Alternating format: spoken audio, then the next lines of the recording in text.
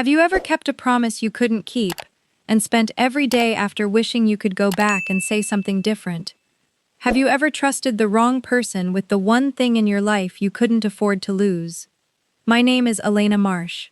I'm 35 years old, an ER nurse at Cedarwood Regional Hospital in Keller County, Virginia, and a single mother to the bravest 11-year-old I have ever known. 3 years ago, I lost my husband Connor, a veteran, a good man, the kind of father who wrote birthday cards 3 weeks early so he'd never forget. After that, it was just me and Sophie at 28 Maplewood Lane, figuring out how to keep going. 3 years of double shifts and school pickups, cold dinners and empty chairs, and 3 years of Connor's mother, Peggy, reminding me, never loudly, always just clearly enough, that I was living on Marsh family land, and that I ought to remember it. Last Christmas Eve, I was standing in a trauma bay with my hands on a stranger's chest, trying to keep his heart beating. At that same moment, 10 minutes away at 521 Crestview Drive, my mother-in-law was cutting a piece of cardboard from a shipping box, picking up a black marker, writing 2 words in her own handwriting, then hanging that sign around my daughter's neck. I didn't find out until after midnight, and when I did, I didn't scream. I didn't cry. I drove home, put Sophie to bed, and opened a box I hadn't touched since the week of Connor's funeral. What I found inside didn't just change everything. It handed me the one thing Peggy had spent 3 years making sure I never had: the truth about where I actually stood. Within 48 hours, my phone wouldn't stop going off.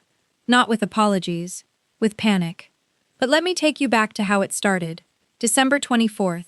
Our Christmas tree was 5 feet tall, slightly crooked, and Sophie had wrapped every single branch in silver tinsel until it looked like a disco ball having an identity crisis.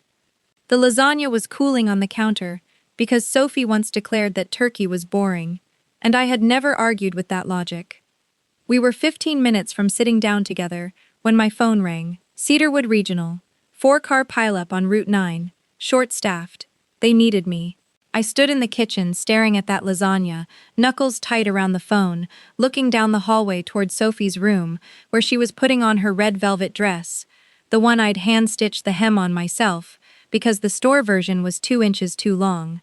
She had painted a gift box, gold and green for her grandmother, with a card in her careful 5th-grade cursive. To Grandma Peggy, Merry Christmas, love Sophie. There was no one else I could call. The only option within 10 minutes was Peggy's annual Christmas dinner at 521 Crestview Drive. I dialed. She picked up on the first ring, her voice bright, brighter than usual. I should have paid more attention to that. I knelt down to straighten Sophie's collar before we left, and she looked up at me with those steady, quiet eyes and asked softly, "Mom, does Grandma Peggy actually like me?" I paused half a second. Then I said, "She loves you, baby." That was the answer I would regret most before the night was over. I dropped her at Peggy's front door, and she turned back once, her breath making a small white cloud in the 26-degree air. "Come back before midnight, Mom." I smiled. "I promise." I did not keep that promise. The ER on Christmas Eve has its own particular kind of chaos. Antiseptic and stale holiday cookies, sitting untouched on the nurse's station, while everyone runs. That night, we had the Route 9 pileup, 2 alcohol poisonings, and a newborn with a fever high enough to cause seizures. At 10:23, I finally carved out 90 seconds behind the supply cart and checked my phone. 3 missed calls from Sophie. 1 text at 9:51. "Mom, please come get me." No punctuation. No emojis. Sophie always used emojis. My thumb was already moving when the call connected, but it wasn't Sophie's voice. It was Peggy, cool, smooth. The tone she used running the church donation table. "Sophie's perfectly fine, Elena. She's with her cousins. You stay focused on your shift." She ended the call before I could ask to speak to my own daughter. I stood there staring at the screen, and then the code blue alarm fired from Bay 6. And I ran. I had no choice. I ran. That single moment of turning away from my daughter's quiet distress signal is something I have carried in my chest every single day since that night. I told you I ran toward someone else's emergency that night. What I didn't know, what I couldn't have known, was that my own emergency was sitting in a corner of a dining room 10 minutes away, cold, hungry, and waiting for me to come back. It was 12:55 in the morning when I finally made it to the locker room. I peeled off my scrubs, sat down on the bench, and did what I always do at the end of a brutal shift. I scrolled back through my messages, just to decompress. That's when I saw it. A photo attachment on Sophie's text. Small thumbnail, easy to miss in the chaos. I tapped it. The image was dark, blurry, shot from a low angle. The kind of photo you take when your hands are shaking and you're trying not to be seen. Sophie had held her phone against her lap and pressed the button blindly. I could make out the edge of a chair, the corner of a room, and on her chest, something rectangular. Cardboard, maybe. I zoomed in. I zoomed in again. And then I zoomed in a third time. And that's when my phone slipped out of my hands and hit the concrete floor, cracking the bottom corner of the screen. I picked it up slowly. My hands were not cold because of the temperature in that locker room. Written in thick black marker, in the looping cursive I recognized from years of Christmas cards, were 2 words: family disgrace. I was in my car in under 3 minutes.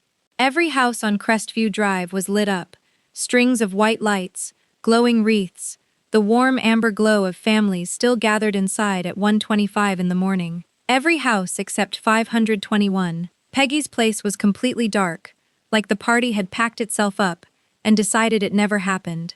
I knocked. Then I knocked harder. When the door finally opened, Peggy stood there in her silk robe, reading glasses pushed up on her head, looking at me like I was the one being unreasonable for showing up unannounced. I didn't say a word to her. I walked straight past her into the living room. The long dining table had been cleared and wiped down, chairs pushed in neatly, like nothing had ever taken place there. And then I saw Sophie. She was sitting in a small chair pushed into the far corner of the room, her red velvet dress wrinkled beyond recognition, her eyes swollen nearly shut. The cardboard sign was still resting in her lap, like she'd forgotten it was even there. The yarn they'd used to hang it around her neck had left a red line pressed into her skin. I crossed the room, knelt down in front of her, and Sophie didn't cry. She just looked at me with those exhausted eyes and said very quietly, "I waited a really long time, Mom." 3 words. That's all it took to break something open inside me that no trauma bay had ever touched. I folded the sign in half, then in half again, and slipped it into my coat pocket. I looked at Peggy once, just once, and she was standing in the doorway with her arms crossed and her chin raised, waiting for me to explode. I did not give her that.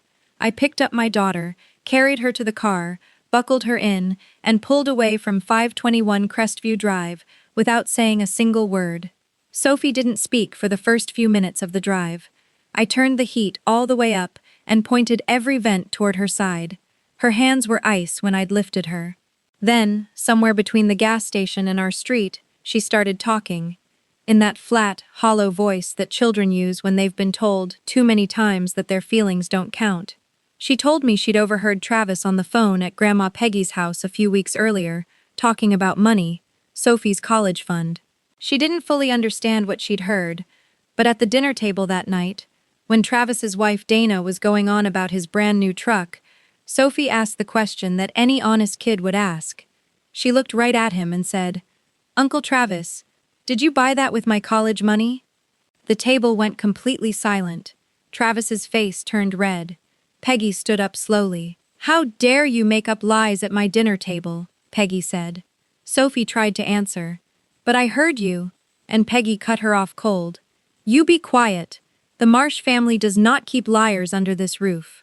Then Peggy walked into the garage, came back with a piece of shipping box and a black marker, wrote those 2 words in her own handwriting, and hung it around her granddaughter's neck herself.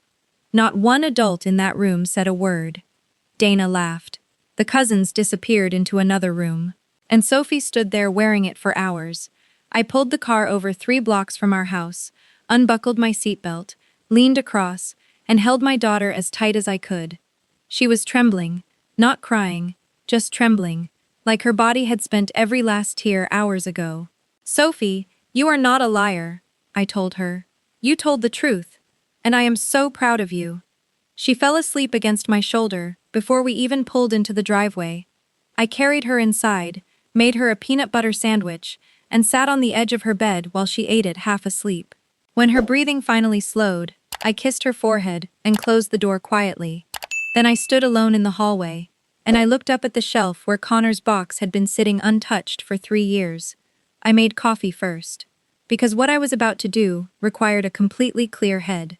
The box was labeled Connor, Documents, in his handwriting, blue ballpoint pen, slightly uneven letters the way his always were. Inside, beneath the life insurance papers and our marriage certificate, was a sealed manila envelope, heavier than I expected. I slid it open with a kitchen knife. There were 3 documents inside. The first was a certified quitclaim deed, dated April 18th, 4 months before Connor's accident, transferring full ownership of 28 Maplewood Lane and the surrounding .9 acres entirely into my name, notarized and stamped by the Keller County Clerk. The second was a printout confirming the deed had been filed and recorded. And the third was a handwritten note on yellow legal paper. It said, "Elena, this house is yours and Sophie's. I took care of it. Don't let anyone tell you otherwise. See." I read it 3 times. By the 3rd time, the letters blurred, not because of tears, but because my hands were shaking. Not from grief, from something harder to name.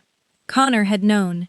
He had known what his family was capable of, and he had done the one thing he could do before he ran out of time.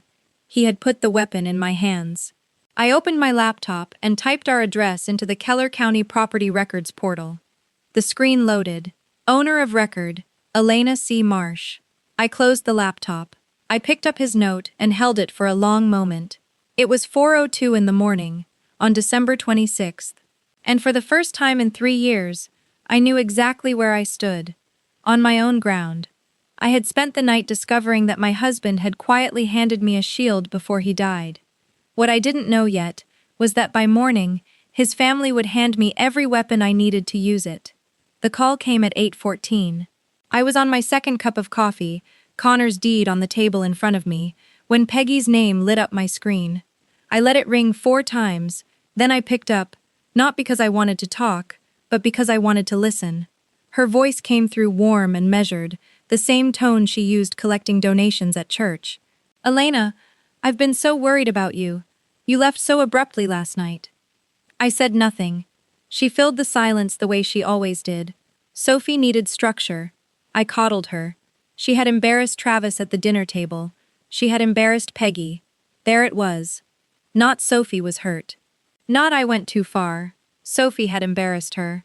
I looked down at the quitclaim deed, Connor's signature, the county recorder's stamp, my name as sole owner, and said very calmly, "I understand, Peggy. Thank you for calling." Then I hung up. Virginia is a one-party consent state. I had recorded every word. I saved the file, time-stamped it, and added it to a new folder on my desktop. I named it Red. Travis texted at 10:31.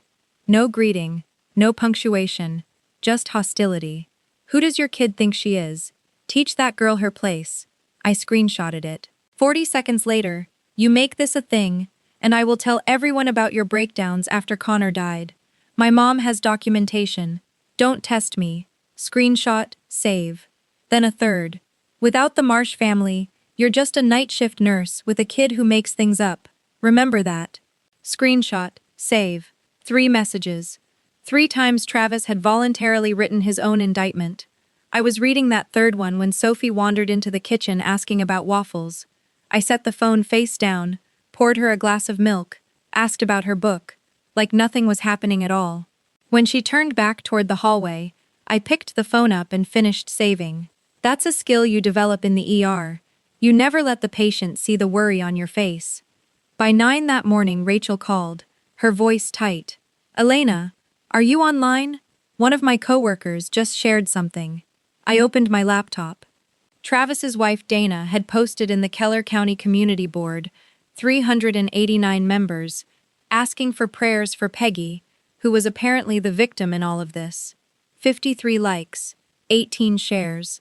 I read every comment, screenshotted everything, and added it all to the red folder. I did not type a single word in response.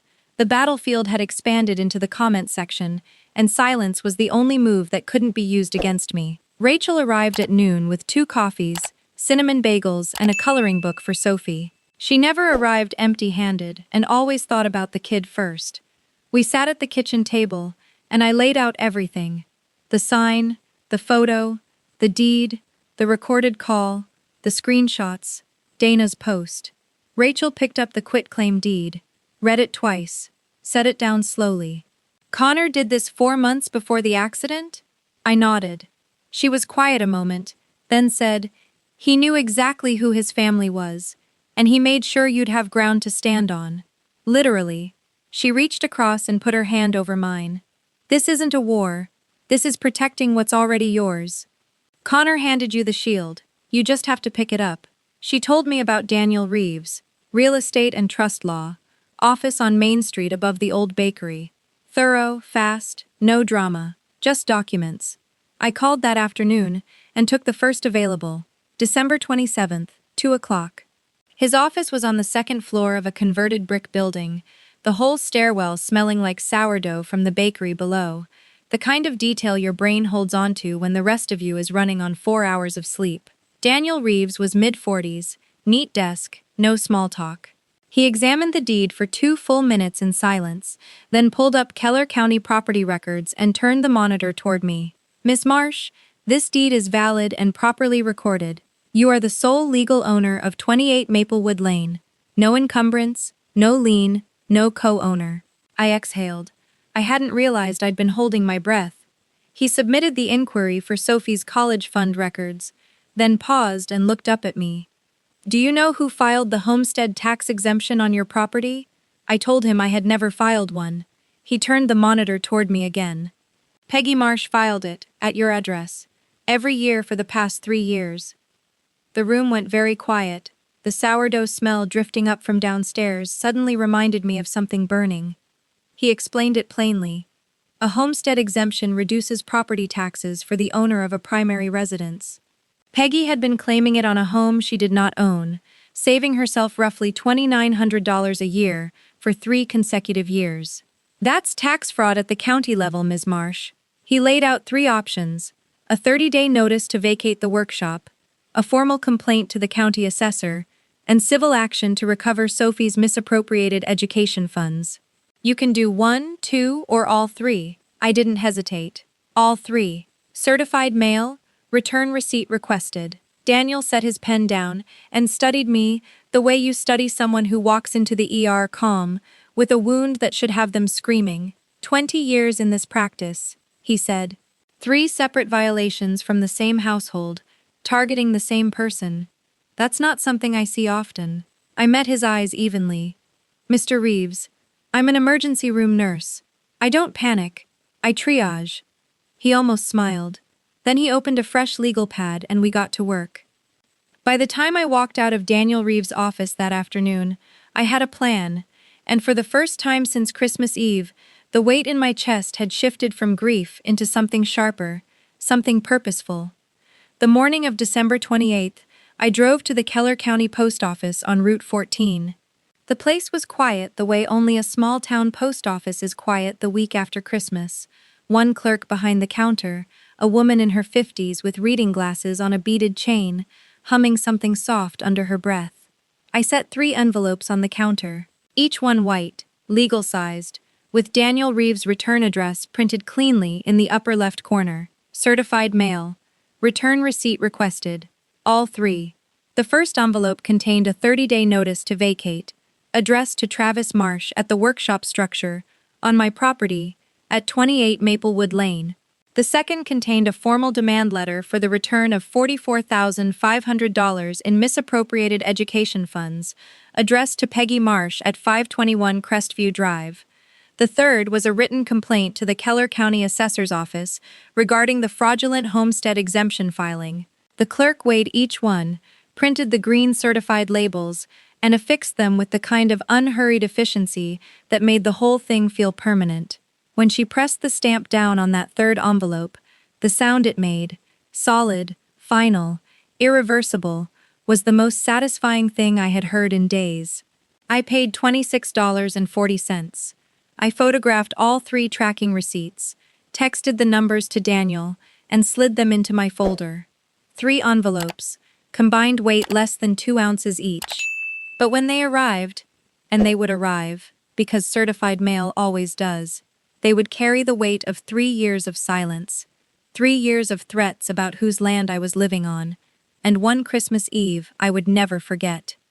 Estimated delivery, December 30th and 31st, New Year's Eve. I sat in my car in the parking lot after leaving the post office and didn't start the engine right away. I was still holding my phone, the CPS hotline number already pulled up on the screen. Because here's something people don't always understand about being a mandated reporter. The law does not give you a grace period for family. It does not make exceptions for holidays. As a registered nurse in the state of Virginia, if I have reasonable cause to believe a child has been abused or neglected, I am legally required to report it. Full stop. I had carried that responsibility into hundreds of ER bays over the years. I had whispered into phones behind curtains at 2 in the morning, so parents in waiting rooms wouldn't hear me. It had never once gotten easier. But this time was different. This time, when the intake worker answered, I gave them my name, my credentials, and a clear factual account of what had happened on December 25th. I described the sign, the food restriction, the duration, the temperature, the names of every adult present who did nothing. I provided Sophie's time-stamped photo and confirmed that the physical sign itself was preserved in a sealed plastic bag. A case number was assigned. A caseworker would contact me within 48 hours. I also called Sophie's pediatrician and got a referral to a licensed child psychologist, Dr. Priya Nair, who specialized in family-related emotional trauma. First available appointment, January 4th. I took it without hesitating. When I finally hung up and set the phone on the passenger seat, I noticed something. My hands were completely still. I sat there looking at them for a moment, because that was not what I expected. I had made that call hundreds of times in my career, and my hands had never fully stopped trembling afterward. Not once. But they were still now. I had called that hotline for other people's children my entire professional life. This time I called it for mine, and my hands did not shake. 2 days later, on December 30th, my USPS tracking app updated at 11:52 in the morning. Envelope 2, delivered. Signed by P. Marsh. I set my phone face up on the kitchen table and waited. It took 43 minutes. The first voicemail came in at 12:33. Peggy's voice sharp and indignant, nothing like the measured church fundraiser tone from 2 days before. Elena, what is this? You send me legal paperwork through a lawyer the week after Christmas. Call me back right now. The second arrived at 12:41, louder, the polish starting to crack. I am your mother-in-law. I raised the man you married. You do not send me letters like this. But it was the third voicemail, the one that came in at 12:58, that I saved twice, once to my phone and once to the cloud, because Peggy Marsh said the following. Travis used that money to cover some debts. I authorized it because he was struggling, and that is what family does. I was going to put it back. It was a loan, Elena. You are making this into something it is not. I played it back. Then I played it again. I authorized it. Not there's been a misunderstanding. Not Travis acted alone. The woman who had hung a sign reading Family Disgrace around her granddaughter's neck, because that little girl told the truth about stolen money, had just left a recorded voicemail confirming she had known about it and approved it from the beginning. I added it to the red folder and did not call her back. The next morning, New Year's Eve, my tracking app updated again at 11:47. Envelope 1, delivered. Signed by T. Marsh. I heard his truck before I saw it. The crunch of gravel in the driveway. Then a truck door slamming hard enough to make the Ring doorbell camera shudder on its mount. Sophie was at Rachel's apartment that morning. I stayed inside and watched through the app on my phone as Travis pounded on my front door, his face already red, the certified letter crumpled in his fist. Elena, open this door. This is marshland. That workshop has been here since my father was alive. I watched him pace the porch for 2 full minutes. Then I picked up my phone and dialed the non-emergency line with the same calm I used when calling a charge nurse at the start of a difficult shift. This is Elena Marsh, at 28 Maplewood Lane. A man who has been formally served a notice to vacate is currently on my property, pounding on my door and shouting. I'd like an officer sent out, please.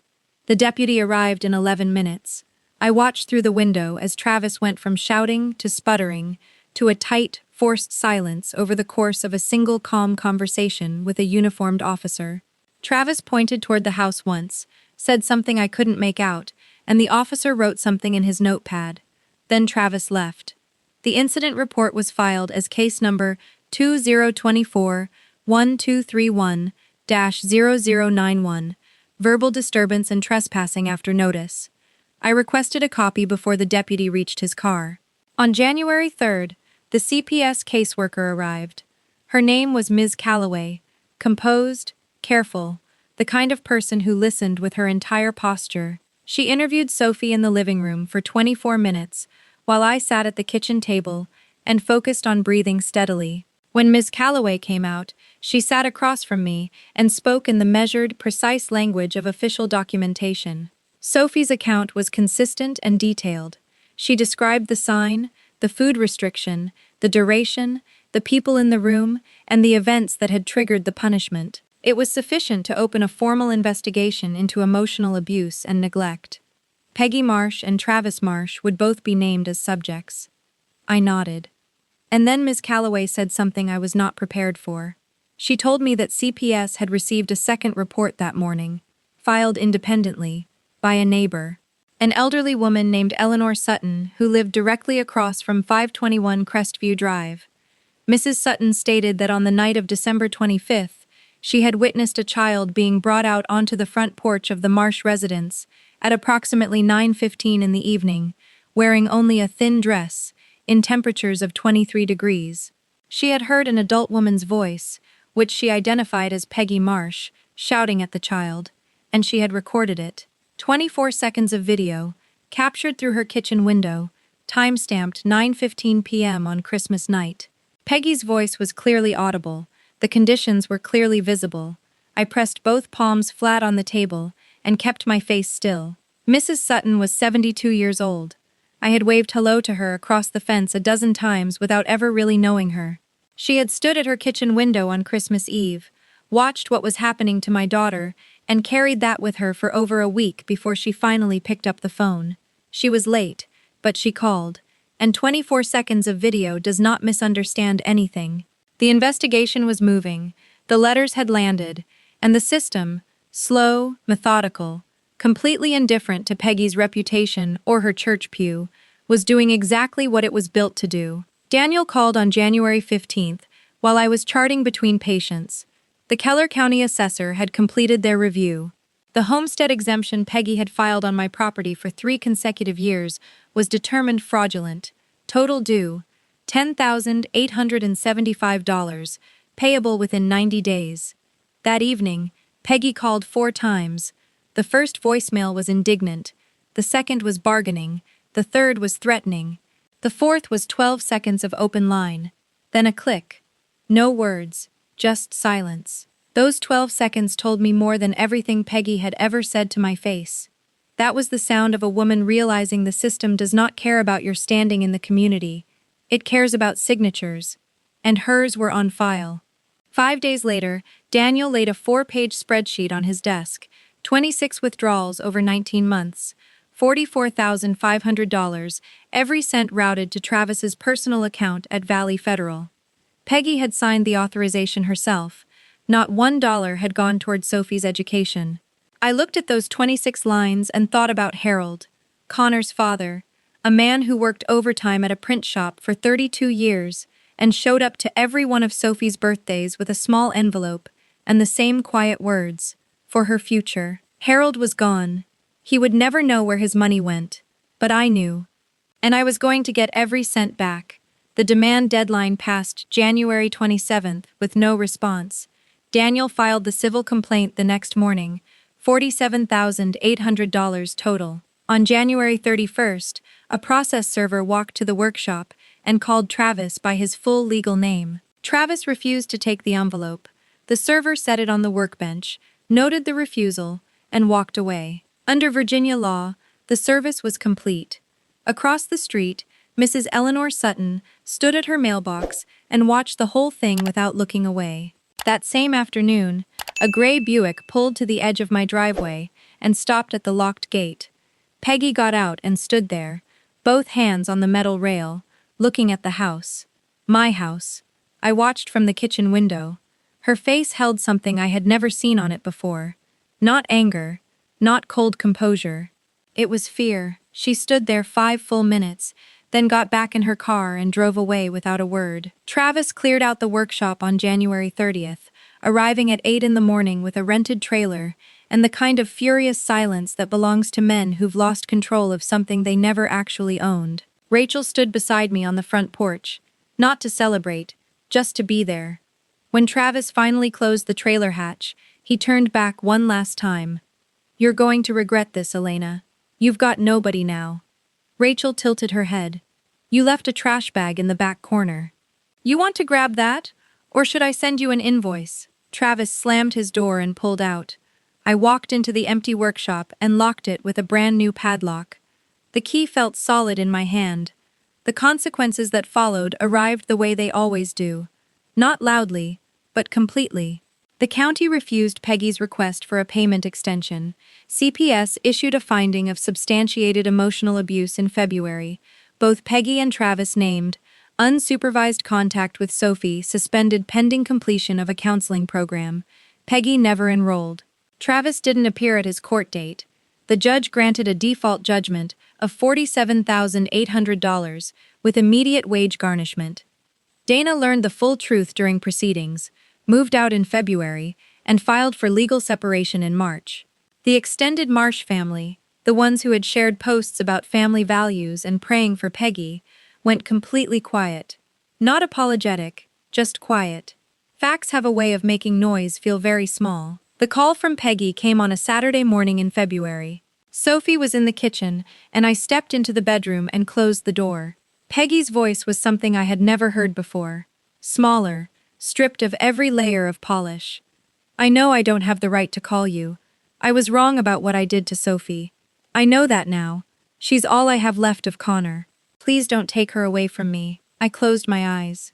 I could hear Sophie humming softly in the next room.